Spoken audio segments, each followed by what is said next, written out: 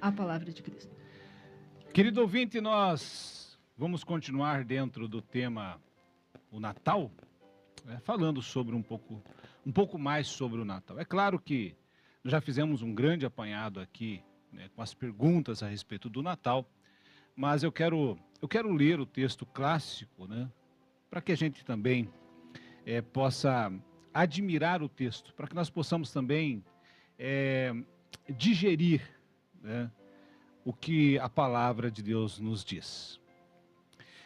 Lucas capítulo 2 diz assim: naqueles dias foi publicado um decreto de César Augusto, convocando toda a população do império para recensear-se. Estamos falando sobre o nascimento de Jesus Cristo. O primeiro recenseamento foi feito quando Quirino era governador da Síria. Todos iam alistar-se, cada um à sua própria cidade.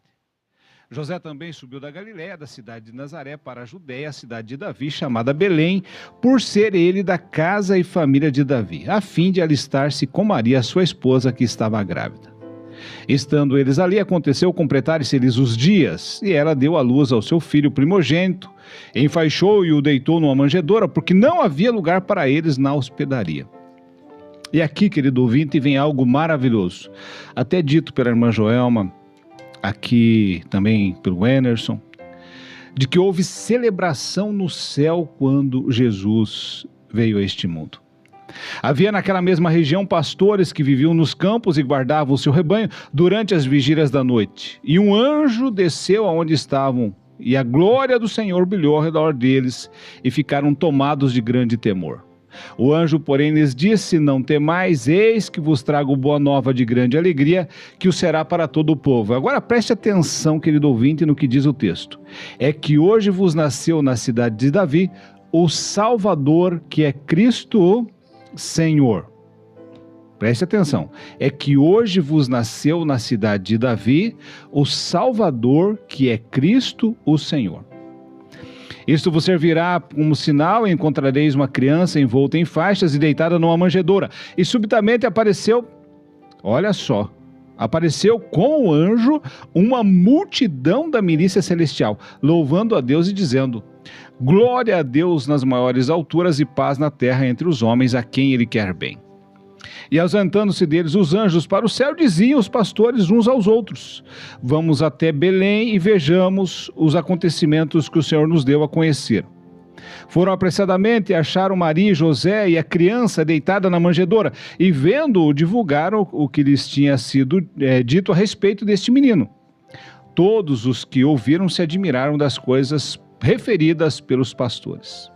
Maria, porém, guardava todas estas palavras, meditando-as no coração. Voltaram então os pastores, glorificando e louvando a Deus por tudo que tinham ouvido e visto, como lhe fora anunciado. Querido ouvinte, e hoje vamos fazer aqui, irmão Enerson, um bate-papo a respeito desse texto aqui.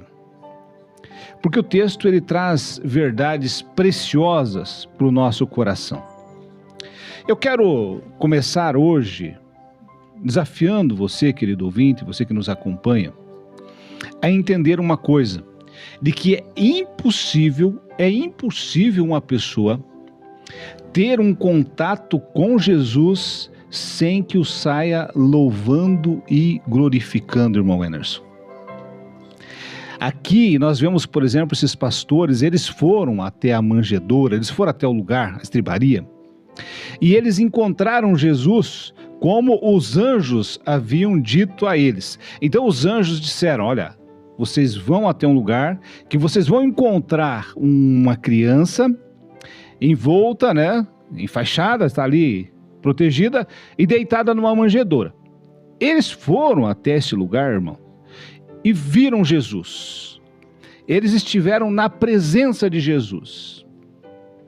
E o que mais me chama a atenção é de que eles narram exatamente aquilo que havia sido dito para eles a respeito da criança, e logo na sequência eles saem glorificando a Deus, contando para as demais pessoas tudo aquilo que havia acontecido com eles. Irmã Joelma, toda pessoa que um dia teve um encontro com Jesus, ela sente no coração um desejo de glorificar a Deus, sente um desejo de louvar a Deus, sente um desejo de falar de Jesus, de bendizer o nosso Salvador. Isto aconteceu lá com esses pastores e isto continua acontecendo até nos dias de hoje. E se porventura, isto não está acontecendo, é porque tem algum problema, e tem alguma coisa que está atrapalhando a pessoa na sua vida religiosa. Porque é impossível ter um contato com Jesus e não glorificá-lo com os nossos lábios, com a nossa vida, com a nossa postura, com aquilo que nós somos. Então, esta é uma maravilha que a gente percebe já no texto, quando esses pastores vão e encontram ali aquela criança pequenina, frágil, deitada ali na manjedoura. Mas, como fora dito já aqui, eu volto a repetir, este menino não era um menino comum, irmão Enerson. Querido ouvinte, esse menino não era um menino comum. Este menino era o Deus encarnado.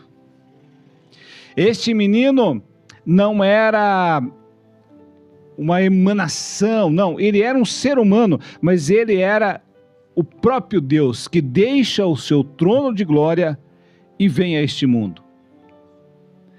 É tão forte o impacto do nascimento desta criança que os céus proclamam, as estrelas se movem, os anjos glorificam a Deus, porque nascia naquele momento, visitava a terra, nada mais, nada menos do que o próprio Deus encarnado.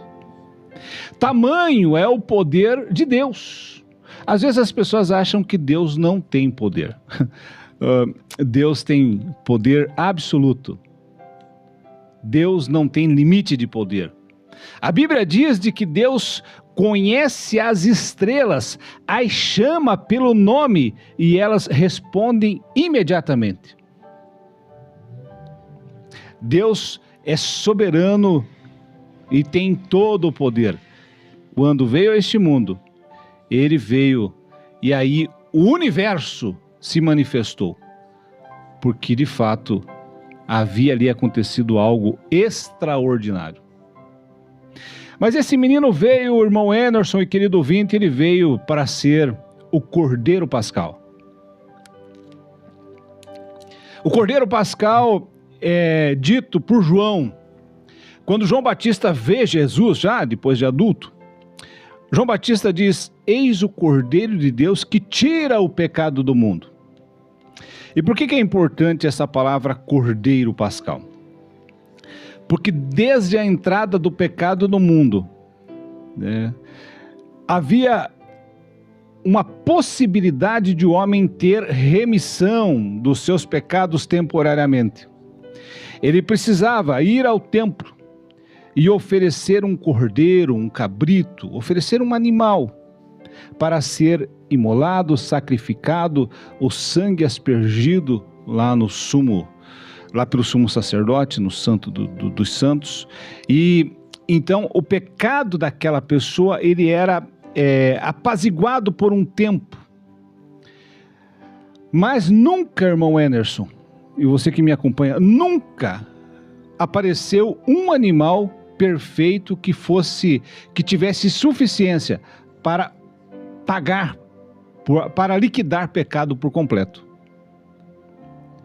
Então, esse rito se perdurou por longos e por longos anos, em que as pessoas, para terem a sua paz com Deus, para terem o seu relacionamento, as bênçãos de Deus, eles precisavam ir ao templo para oferecer sacrifícios a Deus. Mas isso não agradava a Deus, isso nunca era suficiente. Então, quando o Senhor Jesus veio a este mundo, quando ele nasceu no Natal, ele veio com um objetivo: liquidar para sempre aqueles ritos e aqueles sacrifícios que eram feitos em favor das pessoas. Ele veio com esta finalidade.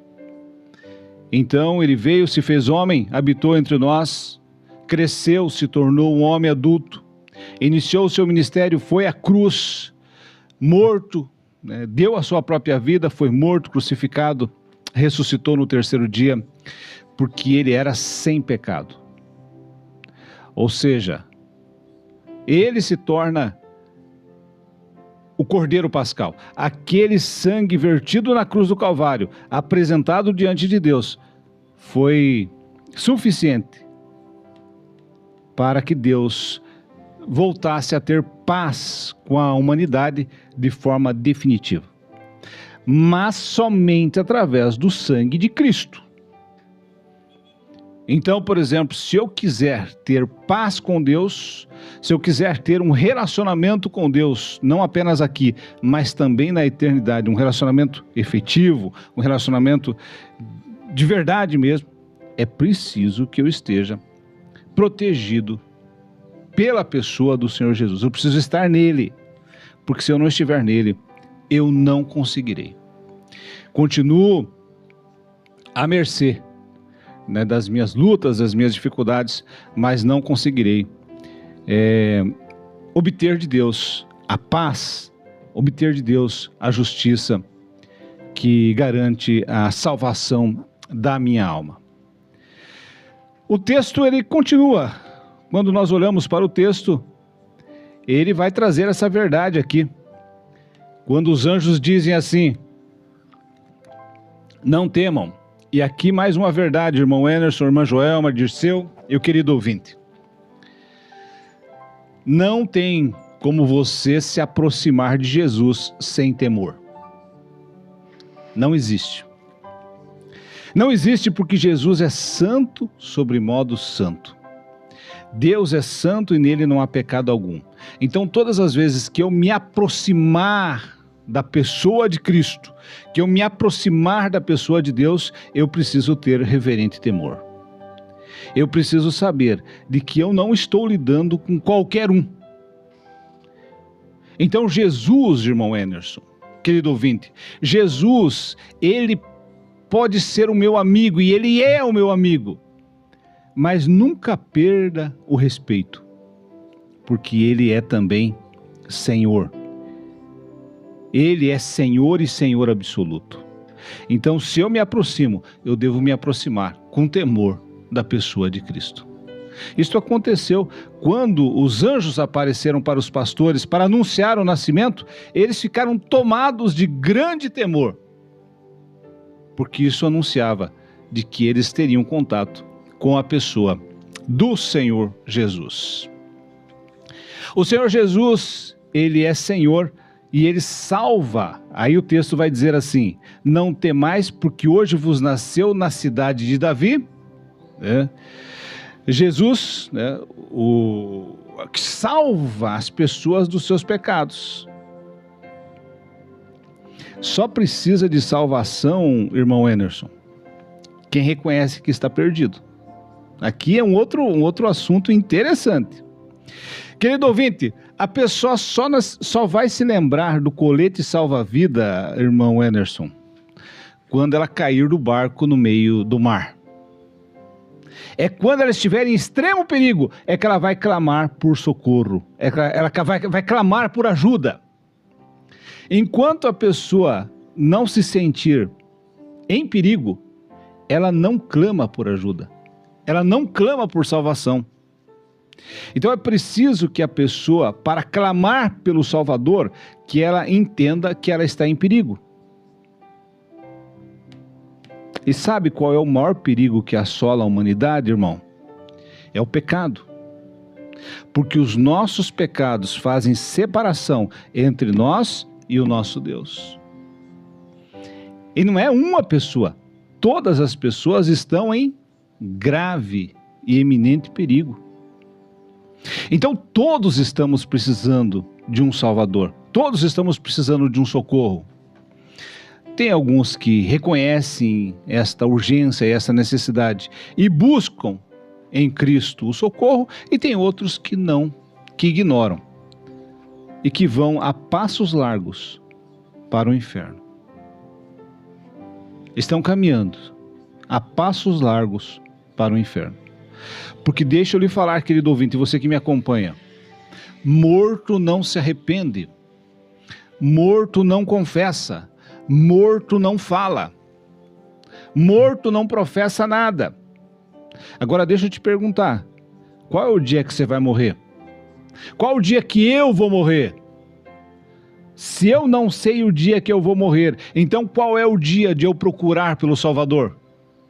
É hoje. É hoje. Você não pode deixar para amanhã, porque amanhã pode ser tarde demais. Amanhã pode ser tarde demais. Amanhã pode acontecer que você morra. Ou que Jesus venha buscar a sua igreja, e aí o que será de você? Perdição completa. A passos largos para o inferno. Então, Jesus veio a este mundo para salvar as pessoas dos seus pecados.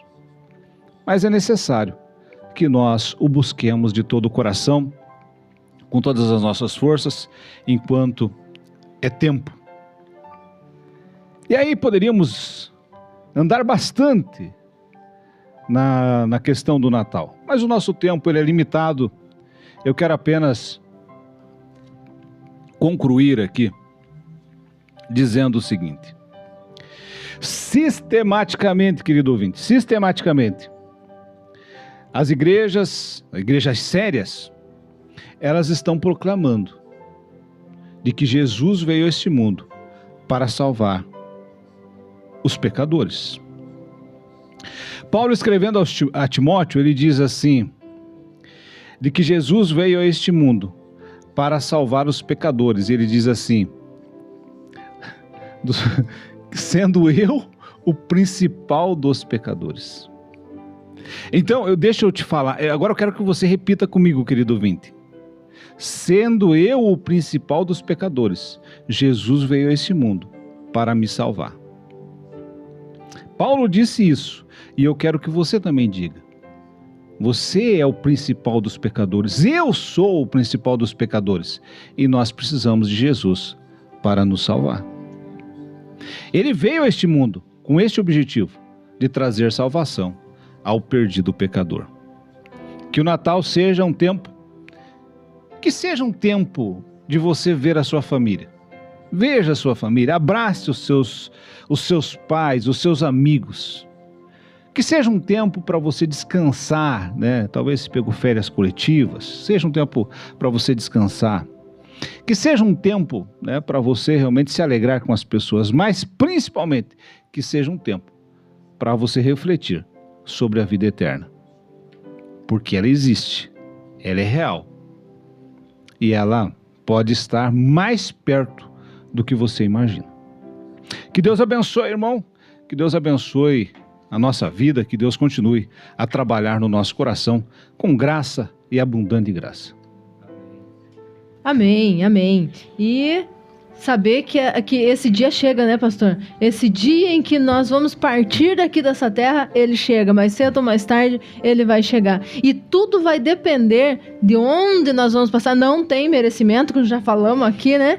Aonde nós vamos passar a nossa eternidade do que nós fizermos aqui, né? Isso tem que ficar bem claro para que nós possamos entender o que Cristo veio fazer aqui. Ele veio para morrer, pagar pelos nossos pecados. Isso já ficou bem claro na mensagem que o pastor nos trouxe. Então, peço para o pastor estar ainda orando conosco, pelos nossos ouvintes, depois nós vamos para as finalizações.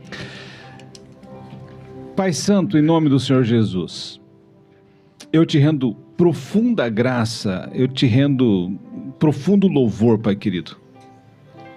Eu sou muito grato ao Senhor, porque por muitos e por muitos anos, ó Pai querido, eu ouvia da palavra, mas não entendia, eu não compreendia. Eu tinha dificuldade, Pai querido, para ler a Escritura.